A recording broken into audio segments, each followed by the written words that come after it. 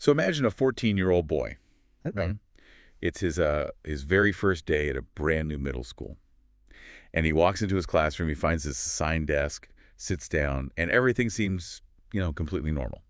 Except for one highly visible, glaring detail. Which is? He is wearing a dagger, like a real bladed knife, just strapped right there where everyone can see it. Oh, wow. Which, I mean, in any modern educational environment, that triggers an immediate red alert crisis. Exactly. The teacher spots it, the lockdown protocols are, likely initiated right away, the principal gets involved, and law enforcement is probably dialed before the boy even opens a single textbook. Right, because it seems like the most straightforward, open and shut scenario imaginable, doesn't it?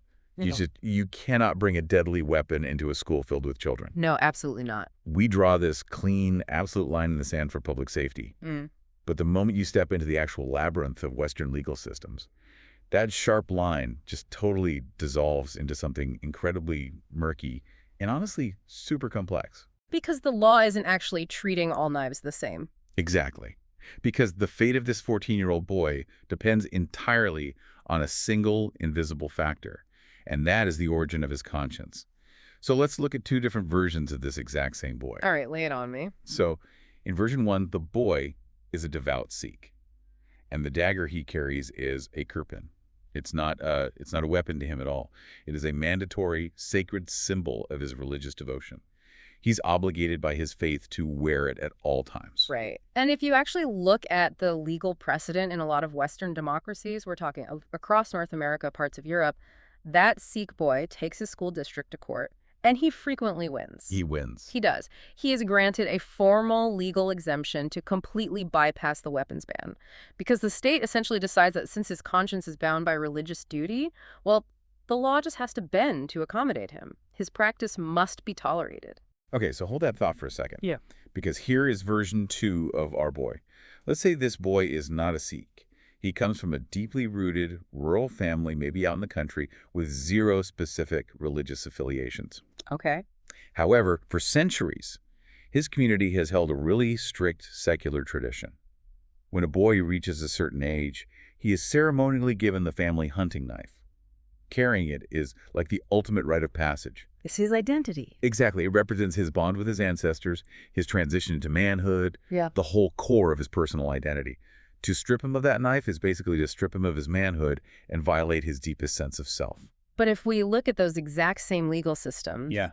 that second boy is entirely out of luck. Literally zero chance. Zero. I mean, there's no modern Western democracy today where his century-old, deeply held but secular tradition wins against a public safety law.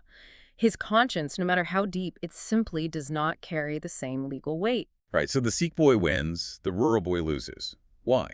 Because the law basically gives a VIP pass to religion.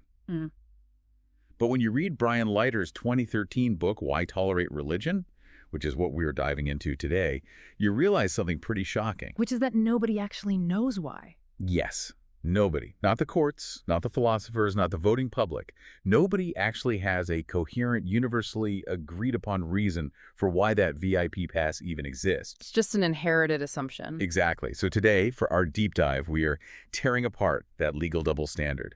We are taking a magnifying glass to Leiter's incredibly dense, very provocative scholarly text to find out exactly why the law elevates religious belief over identical, deeply held secular moral beliefs. And, before we really get into the weeds here, I think it's crucial to point out what makes this specific book such a lightning rod. Oh, it makes everyone mad. It really does. It aggressively challenges everyone. It strips away the sort of sacred cows of conservative believers who demand special legal protections, sure, but it also deeply frustrates the so-called new atheists by forcing them to recognize the vital population-level utility of faith. It's an equal opportunity offender. Truly.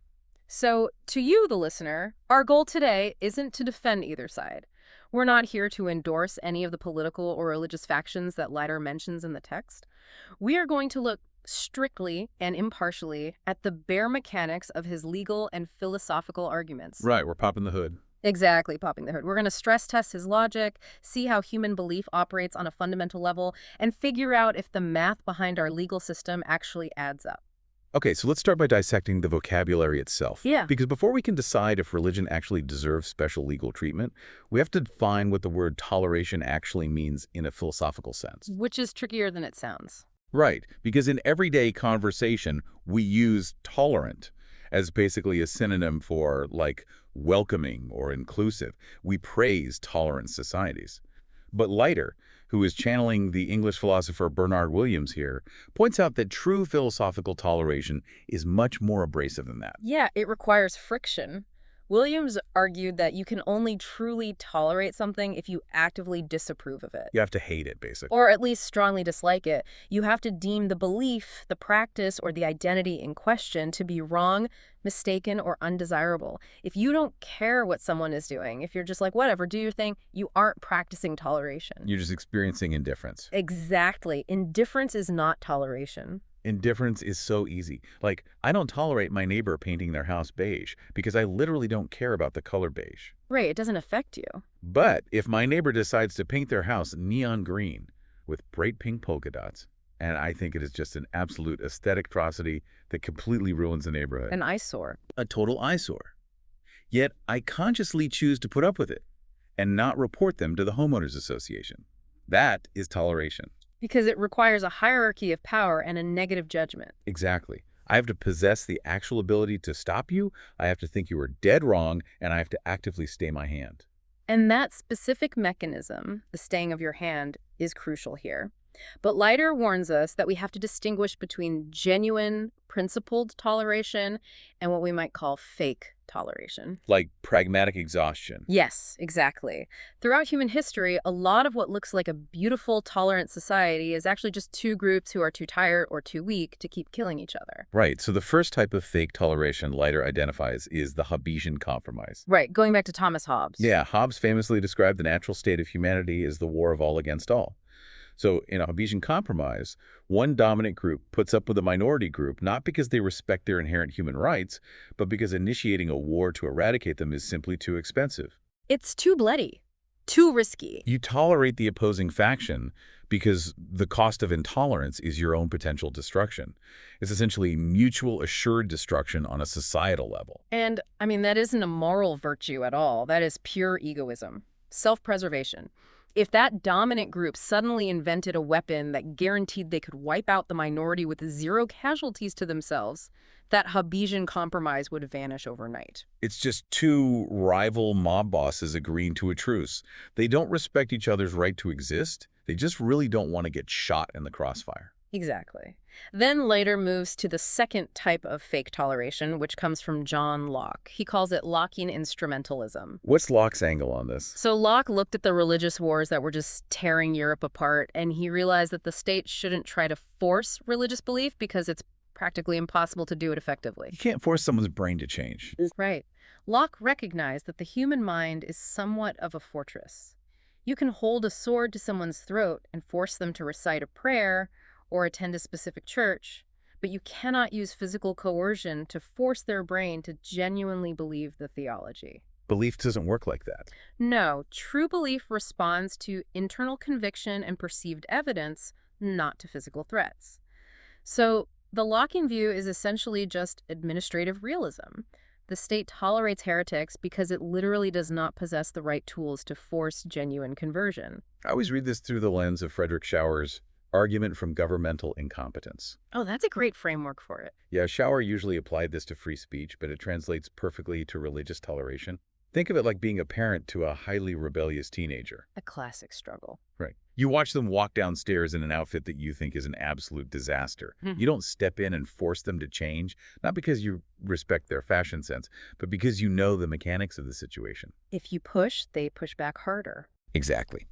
If you try to force them, it will escalate into a screaming match, slam doors, and they will probably just pack the bad outfit in their backpack and change into it at school anyway. So true. You tolerate the outfit because your intervention would be incompetent, clumsy, and ultimately totally ineffective. It's totally pragmatic. That analogy hits the nail on the head regarding statecraft. The state is just a blunt instrument, much like a frustrated parent.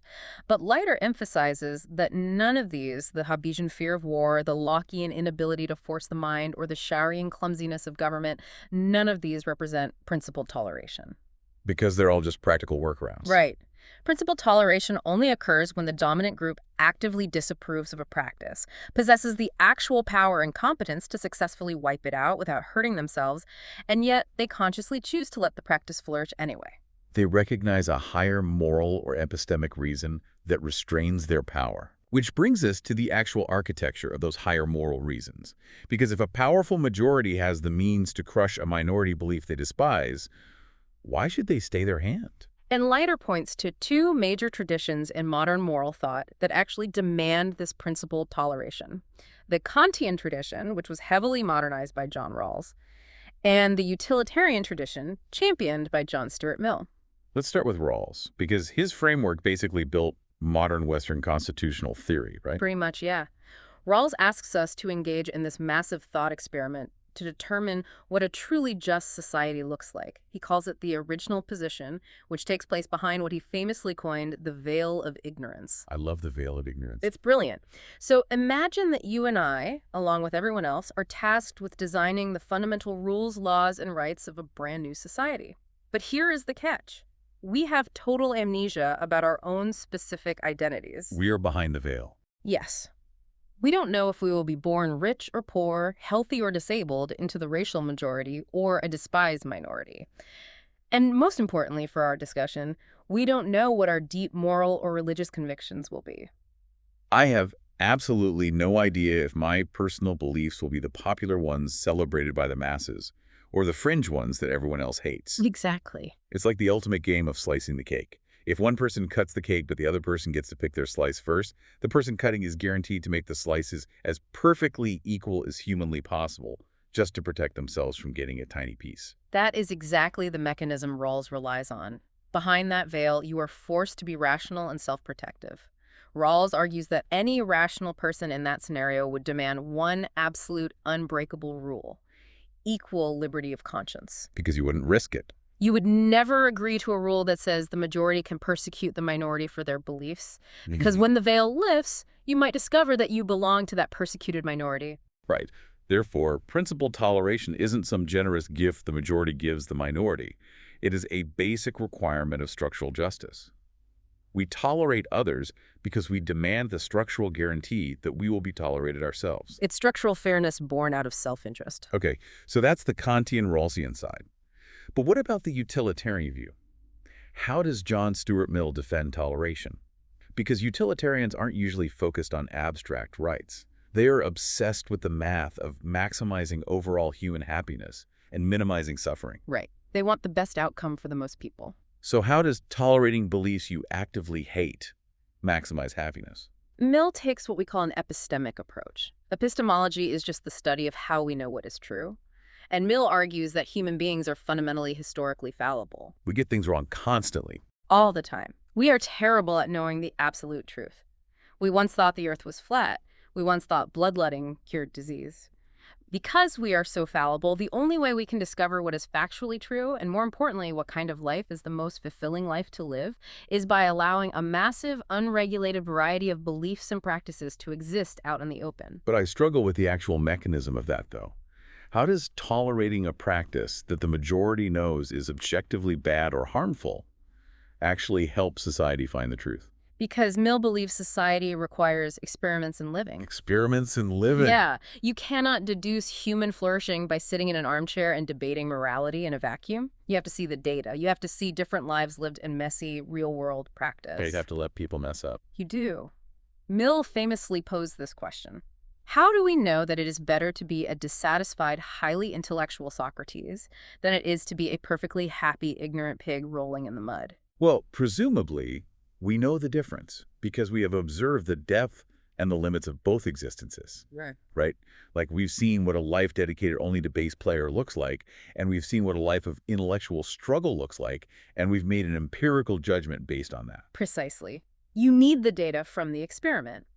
Mill argues we must let people run the experiment of their own lives, even if the majority thinks they are making a catastrophic mistake, because that immense diversity of human experience provides the empirical evidence society needs to figure out what actually maximizes well-being. Wow, okay. So for Rawls, toleration protects us from tyranny. And for Mill, toleration is the engine of epistemic discovery and societal progress. You nailed it. But both of these massive philosophical machines have emergency brakes, Right. right? Like even Mill and Rawls wouldn't say, go ahead and run your experiment in living, even if your experiment involves human sacrifice or, I don't know, poisoning the water supply. Oh, they absolutely have breaks, which philosophers call side constraints. And the most famous of these is Mill's harm principle. The harm principle. Both the Kantian and utilitarian traditions agree that principled toleration has a hard, unyielding boundary. You have absolute, unlimited freedom to believe whatever you want in the privacy of your own mind. Right. But the very moment you act on those beliefs in a way that physically harms others or infringes on their liberty, the state is no longer required to tolerate you. In fact, the state is obligated to intervene. Leiter brings up Mill's classic example of the corn dealer here, which I think perfectly illustrates how context shifts an action from a protected belief into an unprotected harm. It's a brilliant example. Yeah, so Mill says it is perfectly acceptable and must be tolerated by the state to write a fiery editorial in the local newspaper claiming that corn dealers are hoarding food and starving the poor. You have the absolute right to express that economic and moral belief. It's just an opinion in print. Exactly. But you do not have the right to stand on the physical steps of the corn dealer's house, shouting that exact same opinion to an angry, torch-wielding mob. The words are identical. The belief is identical. But the context completely changes the mechanism of the action. It transforms from an expression of conscience into a direct physical instigation of harm. And that distinction, the harm principle, is the bedrock of modern liberal democracies. So we've established our foundation here. Principled toleration means consciously putting up with beliefs we actively dislike because doing so protects structural fairness via the role sine veil, and it allows for the million search for truth. But this toleration abruptly stops the moment it violates the harm principle. Exactly. Okay, so we agree the law should tolerate deep beliefs, but that creates a massive gaping loophole in society. If anyone can just claim their deep belief exempts them from the rules, the legal system just collapses. Total anarchy. So the law has to draw a circle around what specific types of beliefs actually qualify for this immense legal protection. And historically, that circle is labeled religion. With a capital R. Yes. But if we are going to grant principled toleration to religion, we face this incredible hurdle. How does the law even define what makes a belief system a religion in the first place? It feels like trying to nail jelly to a wall. It is notoriously difficult, and honestly, courts have struggled with it for centuries. Where does Leiter start with this? Well, he starts by looking at how social scientists usually solve the problem, and then he immediately dismantles their approach. Of course he does. He specifically targets the famous early 20th century sociologist Emil Durkheim. Okay, Durkheim. Durkheim defined religion as a unified system of beliefs and practices relative to sacred things, which he defines simply as things that are set apart and forbidden by a community. Okay, so under a Durkheimian sociological lens, a church altar is sacred, the communion wine is set apart, therefore the community interacting with those objects constitutes a religion. Why doesn't Leiter accept that definition for our legal and moral framework? Because sociology merely describes behavior, it doesn't answer the normative legal so what question. What do you mean? Just because a group of people collectively decides that a specific cup or specific day of the week is set apart and forbidden does not explain why the government owes them a special exemption from the law. Ah, I see. Think of a group of die-hard fanatical sports fans. Yes, perfect. They might consider the stadium turf to be genuinely sacred. They might have strict, forbidden rituals about where they sit or what specific unwashed jerseys they wear. Don't step on the logo. Right. But the fact that they have socially designated something as sacred doesn't mean the government should alter public safety laws for them. Exactly. Durkheim's definition is incredibly useful for an anthropologist studying human bonding, but it is completely useless for a judge trying to figure out who deserves legal immunity. Okay, so if we throw out the anthropologists and the sociologists, what are we left with? How does a philosopher like Leiter construct a rigorous, legally useful definition of religion? He synthesizes the work of legal and philosophical scholars, particularly Timothy Macklem and John Witt Jr., and he builds a very specific three-pillared definition of religion. 3 pillars. Okay. For any belief system to legally and morally qualify as a religion under Leiter's framework, it must possess these 3 distinct features. The first pillar is categoricity. Categoricity. coming from Kant's idea of categorical imperatives. Exactly the same mechanism. A religion issues categorical demands on its followers' actions. Meaning it's not optional. Right. It is not offering a helpful suggestion. It is not a lifestyle tip for better living. It is an absolute overriding command that you must fulfill, regardless of your personal desires, regardless of how much money you could make by ignoring it, and regardless of the earthly legal consequences. You must not eat pork. You must wear the kirpan. You must pray 5 times a day. Yes, the demand overrides every other calculation in your life. Man, the psychological weight of that is immense. Your internal compass is just locked to true north, regardless of the terrain you're walking through. It's powerful. Okay, so pillar 1 is categorical demands. What is the second pillar? Pillar 2 is insulation from evidence. Oh, I have to stop you there, because when you say insulated from evidence, that sounds like a highly aggressive, almost pejorative way to frame faith. It does rub people the wrong way. Because couldn't a theologian or a devout believer argue that they do have evidence? They have historical texts, they have personal revelations, they have centuries of lived tradition. They absolutely do argue that, but we have to look at how epistemology, the standard of what actually counts as evidence, has evolved. In the post-Enlightenment, post-scientific revolution world, the common sense standard of evidence requires falsifiability. Meaning you can prove it wrong. Right. A scientific theory is constantly looking at new data. If the new data completely contradicts the core theory, the theory is either discarded or drastically revised. But religion, as Timothy Macklem points out, is fundamentally based on faith. And faith works differently. Very differently. The entire mechanism of faith requires commitment, despite a lack of objective evidence, or even in the very face of contradictory evidence. Like carbon dating. Exactly. If a religious text says the Earth was created in 6 days, and carbon dating shows it took billions of years, faith requires you to insulate the core belief from that new evidence. The belief simply does not answer to the empirical standards of the natural sciences. So it basically operates on a completely different epistemic frequency. Mm-hmm. Science says, show me the data, and I'll form a belief. Faith says, I hold the belief regardless of what the data shows. That's a perfect way to put it. Okay, so we have categorical demands and insulation from evidence. What is the third and final pillar? The third pillar is drawn from the very pessimistic 19th century philosopher Arthur Schopenhauer. It is existential consolation. Existential consolation. Human beings are unique because we possess the tragic foresight of our own mortality. We know for a fact that we are going to die, and we experience profound, often seemingly meaningless physical and emotional pain in the meantime. Cheerful stuff. Very. But religion provides a comprehensive narrative solution to the fundamental terror of the human condition. It makes it bearable. Yes. It offers a framework that makes suffering bearable, perhaps by calling it a test from God, or karma, and it promises that death is not the final, terrifying end of consciousness. When Leiter talks about existential consolation, I read that is the ultimate psychological safety net. It's not just about feeling a little better after a bad day at work. It's the antidote to the fundamental terror of the void. It's massive population-level therapy. Okay, so let's synthesize this into Leiter's working definition. A religion is a system of belief that issues absolute, categorical commands, remains entirely immune to post-Enlightenment empirical data, and solves the psychological terror of death and suffering. That is the 3-part test. Now, this is where it gets highly analytical because we have to stress test this definition, right? We have to make sure it doesn't accidentally include things that obviously aren't religions or exclude things that definitely are. We have to look for over-inclusion and under-inclusion. Exactly. Let's push back. What about extreme political ideologies? What about Marxism or Kantian morality itself? Or Mao's personality cult during the Chinese Cultural Revolution?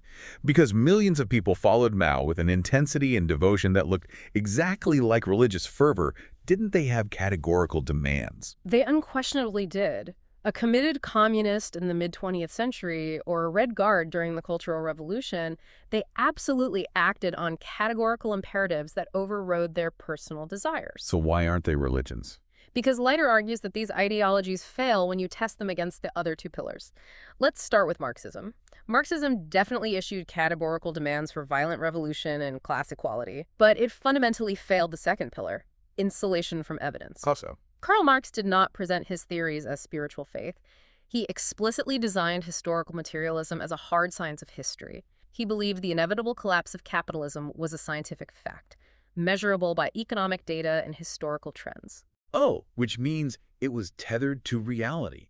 And when the global workers' revolution didn't happen the way he predicted, and the middle class expanded instead of shrinking, the theory was forced to grapple with that evidence. Exactly. It wasn't based on an insulated faith. It was an economic hypothesis that just turned out to be flawed when exposed to real-world data. Precisely. Marxism took itself to be answering to scientific evidence. Religion, by definition, does not. Now, what about Maoism? Yeah, what about Maoism? Because you could argue that during the Cultural Revolution, Maoism became wildly insulated from evidence. People ignored mass starvation and disastrous agricultural data just to maintain ideological purity. That's true, they did insulate themselves. Yeah. But Maoism lacked the third pillar, existential consolation. I would push back there, though. Couldn't you argue that Mao offered a form of immortality through the collective? Like, you might die, but the glorious revolution lives on forever. Doesn't that soothe the existential dread? It might offer a sense of historical legacy, but Schopenhauer's concept of existential consolation is specifically metaphysical. Yeah. It addresses the subjective, internal terror of individual non-existence and the arbitrary nature of cosmic pain. Political ideologies are entirely focused on the material, temporal world. They don't offer a literal afterlife or a solution to the metaphysical problem of death. That makes sense. And what about Kantian morality? It certainly makes categorical demands. I mean, Kant's whole philosophy is built on the categorical imperative, but it is entirely derived from reason. It answers to logic, not revelation. If you can prove a logical flaw in Kant's deduction, the moral imperative falls apart. It is not insulated from reason. Okay, I see how Leiter effectively walls off political and philosophical ideologies. They fail the test. But let me throw a curveball from the opposite direction. Ready. What about belief systems that we universally recognize as religions, but which don't seem to fit the pillars? What about Buddhism? The Buddhism objection. Yeah, didn't Friedrich Nietzsche famously refer to Buddhism as the only genuinely positivist religion in history? He described it almost like a hyper-rational psychological hygiene routine. You know, eat well, breathe deeply, minimize desires to minimize suffering. There is no omnipotent creator God issuing commands. Doesn't Buddhism fail Leiter's test? It's an excellent challenge, and it highlights a very common Western misconception. Really? Yeah, Leiter points out that Nietzsche's view, which is honestly shared by a lot of modern Western intellectuals and mindfulness practitioners, is a highly sanitized, heavily rationalized gloss of Buddhism. It's the bookstore self-help version. Exactly. It is true that the historical Buddha offered highly practical psychological methods to reduce suffering. But if you look at popular Buddhism as it has been practiced by hundreds of millions of people across Asia for millennia, it is deeply and inextricably entwined with the metaphysical doctrines of karma and the cycle of rebirth. The wheel of samsara, reincarnation. Yes. The belief that your specific moral actions in this current life dictate your literal physical rebirth into a lower or higher realm of existence in the next life. That is a categorical system of morality. And it's definitely insulated from evidence. Completely, absolutely insulated from scientific, empirical evidence. No biologist can measure karma, and it directly addresses the existential problem of what happens after death. Therefore, the vast majority of historical Buddhism firmly qualifies under all three of Leiter's pillars. Okay, let me try one more stress test. What about the highly intellectualist traditions within Western religion?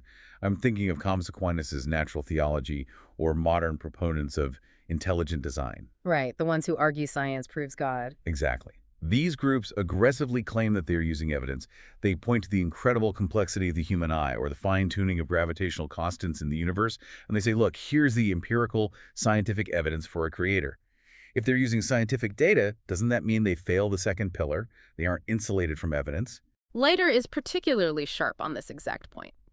He argues that these intellectualist traditions are essentially exercises in post hoc rationalization. They're working backward from the conclusion. Exactly. Yes, they appropriate the vocabulary and the aesthetic of scientific evidence. But let's examine the underlying mechanism of their behavior. In true science, if you discover new evidence that contradicts your core hypothesis, the core hypothesis is at risk. You might have to abandon it. Right. In intelligent design or natural theology, the core belief that God exists and created the universe is fundamentally non-negotiable. It is never actually on the table for revision. If a new fossil is found or a new quantum mechanism is discovered, they simply retrofit the new data to match the pre-existing immovable conclusion. Because the foundational belief is never genuinely at risk of being falsified by new data, it remains, fundamentally, insulated from evidence. It's playing dress-up as the scientific method, but the safety net of faith is always strung securely underneath. Okay, so we have successfully defined our terms. Religion is a system that issues categorical demands, is deeply insulated from normal evidentiary standards, and provides existential consolation for the tragedy of human life. That's our working definition. Which brings us to the absolute core of the deep dive. We have defined what religion is. Now we have to ask the big question. Do these three specific traits give religion a justifiable claim to special toleration? Should religion get that legal VIP pass that the Sikh boy gets, but the secular rural boy does not? And to answer that, we have to run Leiter's definition of religion back through those two massive philosophical machines we built earlier. Rawls' veil of ignorance and Mill's epistemic search for truth. Right. Does Rawls' framework single out religion for special, elevated protection? Let me think through the mechanics of the original position. If I am sitting behind the veil of ignorance, I know that when the veil lifts, I am going to have deep, identity-defining moral convictions. But I don't know if those convictions will be based on ancient religious texts or on secular moral philosophy. You have no idea. So, logically, no. I would just want a blanket constitutional rule protecting all deeply held conscience. I would never write a rule that says, the state will only protect my deepest beliefs if they happen to lack scientific evidence. That would be a bizarre and totally irrational gamble. Your logic is flawless, and it perfectly aligns with Rawls. The Kantian-Rawlsian argument justifies protecting liberty of conscience broadly. It does not care about the source of that conscience. It provides zero justification for elevating religious conscience above secular conscience. Okay, so Rawls doesn't help religion get a VIP pass. Now, let's look at Mill's utilitarian argument. The idea that we tolerate strange practices to discover the truth and figure out what maximizes human flourishing. Does Mill's argument give a special boost to religion? Think about the mechanics. Actually, applying Mill's logic feels like it would do the exact opposite. If Mill's entire goal is to find factual truth through experimentation, and we just define religion as a system that is fundamentally insulated from evidence, then religion is inherently useless for discovering factual, empirical truth. If you refuse to update your worldview based on the results of the experiment, you aren't helping society discover anything new. that is the inescapable conclusion. If a belief system refuses to update based on evidence, it cannot be a tool for epistemic discovery. So neither the Kantian tradition of fairness nor the utilitarian tradition of truth-seeking gives us any reason whatsoever to elevate religion above secular conscience. Wow. But Leiter takes it a step further. He argues that not only does religion not deserve a special pass, but its defining features actually create a highly dangerous cocktail. The dangerous cocktail.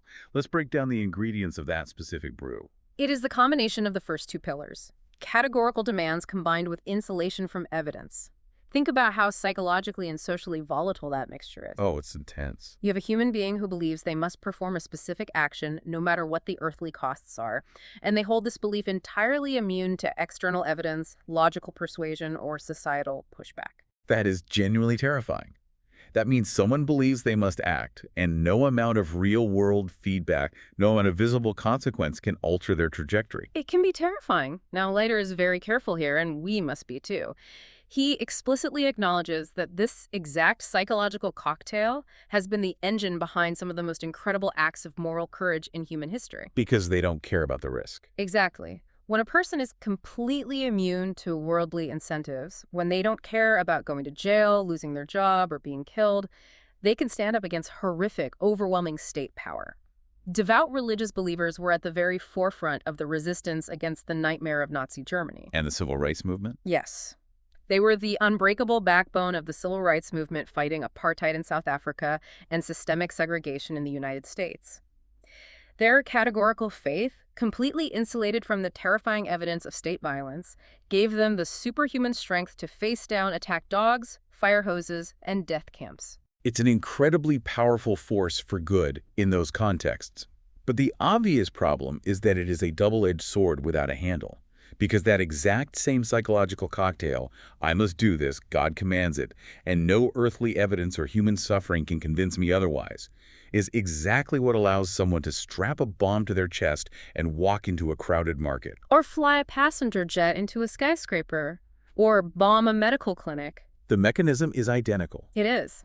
If you are deeply insulated from scientific evidence, you are also insulated from the moral evidence of the pain and suffering you might be causing to others.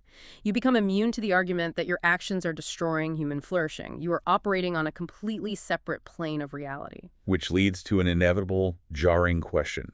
If this combination is so incredibly volatile, so inherently prone to causing unpredictable harm, why shouldn't we argue for the intolerance of religion? Ban it outright. Yeah.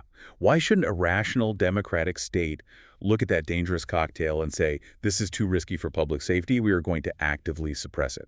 Because we cannot ignore the massive weight of the third pillar, existential consolation. The therapy aspect. Right. The state must recognize that the reality of human suffering, disease, and the inevitability of mortality is a crushing psychological burden for the populace. Religion provides a massive, population-level utility by comforting billions of people, giving them meaning, structuring their communities, and providing hope in the face of the terrifying void of death. So from a purely utilitarian standpoint, the state has to weigh the immense daily comfort that religion provides to the masses against the potential episodic harms caused by the dangerous cocktail of categorical faith. Exactly. The state is basically performing a massive societal math problem. Does the daily comfort outweigh the episodic danger? And Leiter argues that if you want to give religion special status, if you want to say it deserves legal exemptions that secular conscience doesn't get, you have to bite what he calls a speculative bullet. Huh. I love that phrase. What exactly am I biting when I take the speculative bullet? You are forcing yourself to blindly guess, without any hard proof whatsoever, that the utility-maximizing effects of religion, the existential consolation, will always inherently outweigh the potential for harm caused by its insulation from evidence. You just have to hope the math works out. You are assuming the math always worked out in religion's favor. But Leiter says there is absolutely no moral or empirical reason to make that guess. Why? Because religion does not have a monopoly on existential consolation. Oh, that makes perfect sense. You don't need the dangerous cocktail to find comfort. Not at all. You can get profound existential consolation from secular philosophy. You can get it from deep mindfulness practices, from cognitive behavioral therapy, from creating art, from dedicating your life to scientific discovery, or simply from building a loving legacy with your family. Precisely. There are countless secular, evidence-based ways for human beings to find deep meaning and comfort that do not require swallowing the dangerous cocktail of evidence-insulated categorical demands. So Leiter concludes that while we absolutely should protect liberty of conscience, because personal integrity matters to everyone, we have absolutely zero philosophical justification for singling out religion for a special legal privilege. None. The Sikh boy with his religious kirpan and the rural boy with his secular hunting knife must stand on the exact same moral and legal footing. This analysis is airtight, but it brings up an entirely different angle of attack. Perhaps the problem we are having isn't legal, but semantic. What do you mean? Well, the prominent philosopher Martha Nussbaum looks at Leiter's argument and the broader liberal tradition of toleration, and she says, toleration is too grudging, it's too weak. She doesn't like the term. She argues that treating religion as something we merely put up with is insulting. She says we owe religion respect. We should actively revere the human faculty that searches for ultimate meaning, even if we disagree with the specific conclusions. Right. And Leiter takes this objection very seriously, but his response is to demand rigorous precision. What exact kind of respect are we talking about here? Because there's more than one kind. Yes. He draws on the moral philosopher Stephen Darwall to distinguish between two completely different types of respect. Minimal respect, which Darwall calls recognition respect, and affirmative respect, which Darwall calls appraisal respect. Walk me through the mechanics of those two types. Minimal or recognition respect simply means treating someone as a human being with agency. You acknowledge they have fundamental rights, you don't physically assault them, you don't throw them in jail for their thoughts. That sounds a lot like toleration. It is. In the context of competing beliefs, recognition respect is essentially identical to the principle toleration we defined earlier. You put up with them. You let them But exist. affirmative respect, appraisal respect, is a massive step up from just letting someone exist. Yes. Appraisal respect means you hold someone or something in high esteem.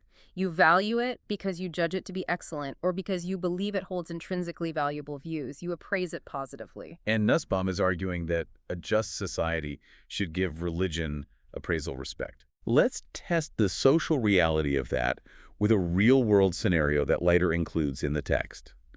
The Simon Blackburn dinner party analogy. I think this perfectly illustrates the friction between toleration and respect. It's a wonderfully awkward story. It really is. So, the prominent philosopher, Simon Blackburn, who is a well-known atheist, is invited to a colleague's house for dinner. The host is religious. Before the meal begins, the host asks Blackburn to participate in a religious prayer. Blackburn politely but firmly declines. The host gets a bit offended and pushes back, saying, "Come on, just do it to show some respect." The social pressure in that room must have been immense. Right, and Blackburn's internal reaction is fascinating. Why should I? Let me offer a parallel analogy to explain his hesitation. Let's say I'm at a dinner party, and the host stands up and clinks his glass. He says, "I'd like everyone to raise a glass to my son, who is objectively the smartest, most gifted child on planet Earth." Now, I know for a fact his kid is currently getting a C- in basic algebra. It is an objectively false belief. But, as a polite guest, I will happily raise my glass. I will toast the kid. It costs me nothing. So why wouldn't Simon Blackburn just bow his head and raise a metaphorical glass to the host's religious belief? It's a brilliant comparison, and Leiter breaks down exactly why Blackburn refuses. It comes down to analyzing the nature of the false belief. The nature of it. Yeah. The host thinking his mathematically average kid is a genius is a benign, harmless delusion born of natural parental love. It doesn't threaten the fabric of reality or society. But what if the host stood up and said, "I want everyone to raise a glass to the Hale-Bopp comet, which is actually an alien spaceship coming to recycle our immortal souls"? Ah, the Heaven's Gate call. My glass stays firmly on the table for that one. And why do you put the glass down? What changes? You refuse because you view the comet belief as what the philosopher J.L. Mackie calls an epistemically culpable false belief. Explain the mechanism of epistemic culpability. How does a belief become culpable? A belief is epistemically culpable when it is not just a cute mistake or lack of information, but a belief held in aggressive, willful defiance of overwhelming evidence to the contrary. Okay, so it's willful ignorance. Right. In the pre-Enlightenment world, believing in literal demons causing disease wasn't culpable because they didn't have microscopes. But in the modern post-scientific revolution world, Leiter and Mackie argue that fundamentalist religious beliefs are epistemically culpable. To believe in literal resurrection or supernatural intervention in weather patterns requires willfully ignoring the entire established framework of modern biology, physics, and empirical science. So Blackburn's refusal at the dinner party is a philosophical stance. He is saying, "I will give you recognition, respect. I will not stop you from praying in your own home, and I won't lobby the government to ban your church. But I will not give you appraisal respect by actively participating in a practice rooted in what I consider willful, culpable ignorance." Yeah, exactly the point. Leiter argues that we should never be morally obligated to hold appraisal respect for beliefs that actively insulate themselves from evidence. It degrades the value of truth. But I want to introduce a counter-argument from the legal scholar John Finnis. Finnis pushes back on this idea that religion is just culpable ignorance. He argues that religion actually does track a higher truth and therefore deserves appraisal respect. What's his reasoning? Finnis claims that science can only explain the mechanistic gears of the universe, how gravity works, how cells divide. But religion addresses the transcendent truths, the ultimate why of human society and the origin of the universe. If religion is providing the ultimate why, doesn't it deserve affirmative respect? Finnis makes a very elegant case for that. He essentially argues that if you follow rational inquiry far enough, it naturally leads you to seek an ultimate transcendent cause for the universe. And therefore, religion is just a deeper, ultimate form of rationality. But Leiter doesn't buy it. Leiter thoroughly dismantles this. Leiter argues that if you look at the actual trajectory of the natural sciences over the last 400 years, it does not point to a transcendent, intelligent, purposeful cause at all. It points to blind, deterministic physical laws at the macro level, and at the quantum level, it points to random, unguided chance. So the scientific narrative says the universe is basically a combination of a wound-up clock and a roll of the dice. There is no evidence of a transcendent architect required to explain the mechanics. That is Leiter's view. He says that arguing that science naturally leads to a transcendent creator is just more post hoc rationalization designed to protect faith. Therefore, Finnis's attempt to elevate religion to a state of appraisal respect fails. So we're right back where we started. Religion warrants minimal respect toleration, but it does not earn affirmative respect. Exactly. Which brings us to the ultimate high-stakes practical application of this entire deep dive. We've analyzed the philosophy, the definitions, and the epistemology. Now we have to look at the law and the public sphere. Where the rubber meets the road. Exactly. If religion only deserves minimal respect, exactly equal to secular conscience, how on earth do we rewrite the legal code? Let's bring back the two boys from our opening hook. The Sikh boy with the kirpan and the rural boy with the hunting knife. Right now, the legal system favors the Sikh boy. How does Leiter propose we fix the inequality? Leiter argues that structurally, a legal system only has two options to resolve this inequality. Option 1, universal exemptions. Option 2, no exemptions. Let's explore option 1 first. Universal exemptions. This sounds like the most generous utopian path. We level the playing field by raising everyone up to the VIP level. Everyone gets a pass. Right. The state says if your conscience truly demands it, whether you are religious, secular, cultural, or just a deeply philosophical individual, you get an exemption from the law. It sounds incredibly fair and inclusive in theory, but Leiter points out that implementing this in the real world is an absolute legal and administrative nightmare that would destroy the very concept of law itself. How so? If an individual's claim of conscience alone dictates an exemption, you have essentially legalized widespread civil disobedience. Anyone can opt out of any law they find inconvenient simply by claiming it violates their deep personal integrity. I can hear the judges weeping from here. Oh, it would be chaos. Because how do you even test the validity of someone's secular soul? If a legally recognized group of 10,000 ethical vegans demands an exemption from a law requiring leather boots for a certain industrial job, a judge can look at their published literature, their organized meetings, and say, yes, this is a genuine, deeply held community belief. But what about the lone eccentric? Exactly. What if a guy walks into court and says, my personal, highly specific, deeply held secular philosophy requires me to smoke marijuana while driving my car? Right. A judge cannot use a stethoscope to peer into a person's soul to test the sincerity of a lone eccentric's philosophy. Yeah. So what would inevitably happen? They just deny him. Yes. Courts, desperate for some kind of metric, would start granting exemptions to large organized groups with written manifestos and clear histories, and denying exemptions to unorganized individuals. Which means you haven't solved the inequality at all. Not at all. You are just back to creating legal privilege, this time based purely on how easy it is for a judge to verify a belief rather than the actual moral weight of the belief itself. Option 1 collapses into administrative chaos. Which leaves us with the stark reality of option 2, the no exemptions approach. This is Leiter's preferred solution, correct? It is. Leiter argues that no one, neither the religious believer nor the secular philosopher, should get an exemption from laws that are designed to promote the general welfare.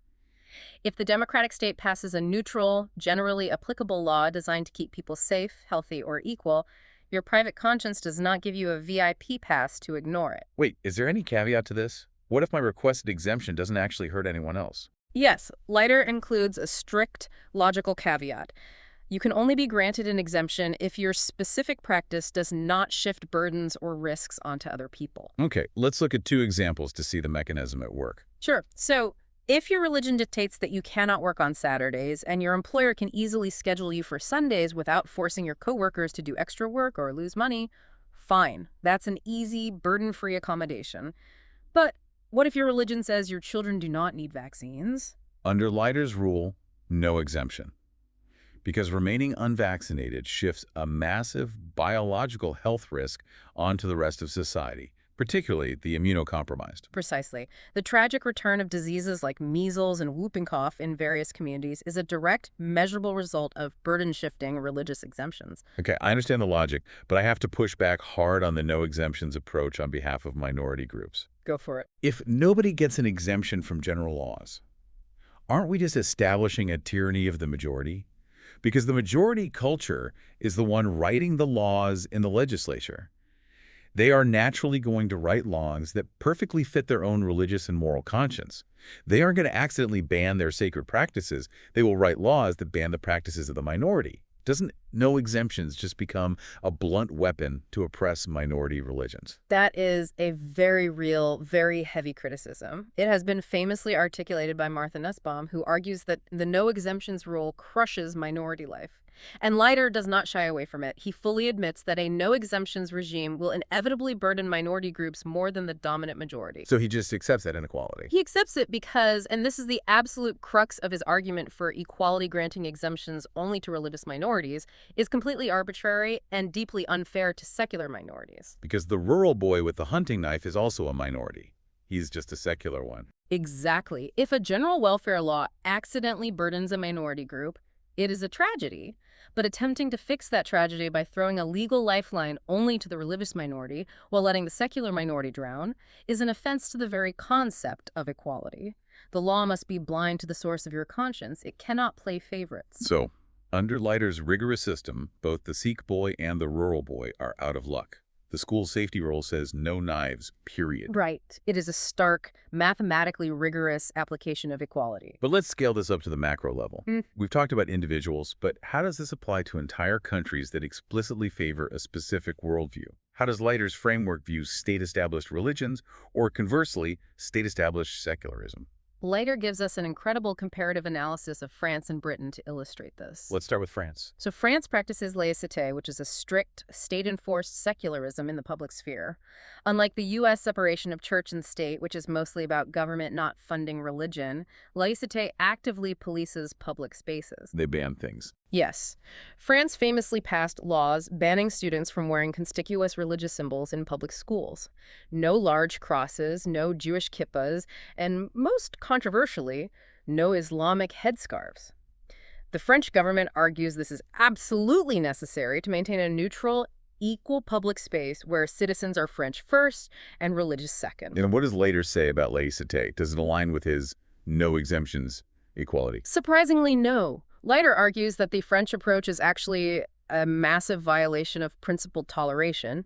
It is fundamentally intolerant. Why? You have to go back to Mill's harm principle. Wearing a headscarf in a math class does not harm anyone. It doesn't shift a burden onto the teacher or the other students. It doesn't infringe on the liberty of the person sitting next to you. So it fails the test for state intervention. Completely. The French state is using the coercive power of the law to suppress a minority's expression of conscience, not to prevent physical harm, but simply because the state finds the religious expression ideologically distasteful to its secular aesthetic. That is the definition of intolerance. So France is being far too aggressive. What about the UK? Because the UK seems like it would be worse, since they actually have an official state religion. The UK is the fascinating counterexample. The UK literally has an established, state-endorsed religion, Anglican Christianity, the Church of England.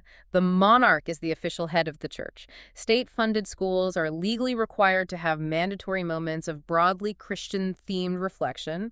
On paper, you would think this is a massive violation of religious liberty and toleration. Right, because the state is playing favorites on a structural national scale. But Leiter argues that the UK system is actually completely compatible with principled toleration. How does it work? Because while the UK endorses Anglicanism, it does not coercively burden or criminalize non-Anglicans. The mechanism of coercion is absent. You can be Muslim, Hindu, atheist, or Catholic in the UK, and you have full, unimpeded civic rights. You can build mosques, you can run for parliament, you can freely criticize the Church of England in the press. The state has a preferred flavor, but it doesn't force anyone to eat it. This introduces a huge conceptual shift. A state is actually allowed to have what philosophers call a vision of the good. Yes. In fact, every functioning state must have a vision of the good. When the U.S. government mandates that public schools teach Darwinian evolution in science class instead of creationism, the state is aggressively endorsing a specific vision of the good. Namely, the view that the scientific method is the best way to understand the natural world. A state must endorse values to function. Right. The critical line between toleration and intolerance is whether the state uses police power and coercion to suppress the private expression of contrary visions. You can mandate teaching evolution in schools, but you cross into intolerance if you arrest a parent for teaching creationism to their kids at the dinner table. This has been an incredibly rigorous journey through the architecture of law and belief. We are at the point where we need a final synthesis. If I'm listening to this and my head is spinning with Kant, Mill, and the harm principle, what is the core takeaway? How do we distill Leiter's massive philosophical argument into a single, cohesive conclusion? If we zoom all the way out, the primary mission of Leiter's text was to answer one question. Does religion deserve its VIP legal status?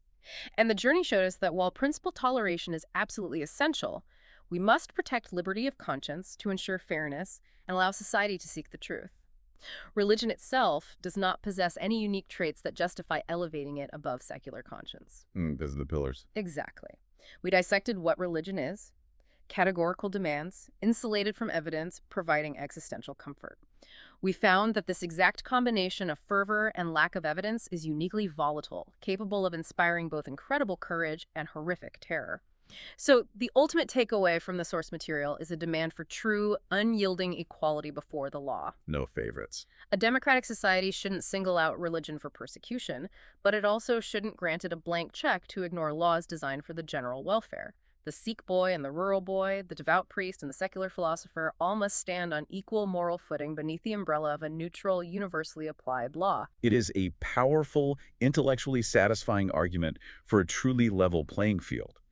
But before we wrap up this deep dive, we always like to leave you with a final provocative thought, a curveball to mull over on your own time that challenges everything we just built. And the specific curveball comes directly from Leiter's Nietzschean postscript at the very end of his book. Right.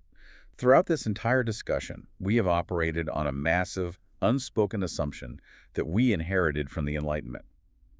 The assumption that having beliefs based on evidence is inherently good, and having false, unwarranted beliefs is inherently bad. That truth is better than fiction. Exactly. We spent the last hour criticizing religion for being insulated from facts and empirical data. But the philosopher Friedrich Nietzsche throws a massive wrench into that entire cognitive machine. He radically suggests that the falsity of a belief is not necessarily an objection to it. What if demanding that everything be factual, empirical, and evidence-based is actually a modern psychological sickness? What if human beings are simply not biologically or psychologically designed to stare into the abyss of objective, uncaring truth? Right. Think about the mechanics of human survival. Does our success as a species, our ability to get out of bed in the morning, form cohesive communities, and face our inevitable mortality, actually rely on holding on to unjustified, irrational beliefs? By trying to legislate away the special status of these grand unscientific illusions, are we accidentally dismantling the very psychological safety nets that keep human civilization from collapsing into despair? It is a haunting question that undercuts the entire Enlightenment project. Is objective truth actually necessary for a good life? Or is the illusion the very thing that keeps us alive? That is something for you to mull over. We started today looking at a broken legal system, a murky landscape where the Sikh boy's dagger is protected and the rural boy's is confiscated. Leiter offers us a rigorous, logical way to clean up the mud, total, unyielding legal equality. But as we walk away, Nietzsche leaves us wondering if the mud, the illusions, and the irrational faith were exactly what we needed all along. Thanks for taking the deep dive with us.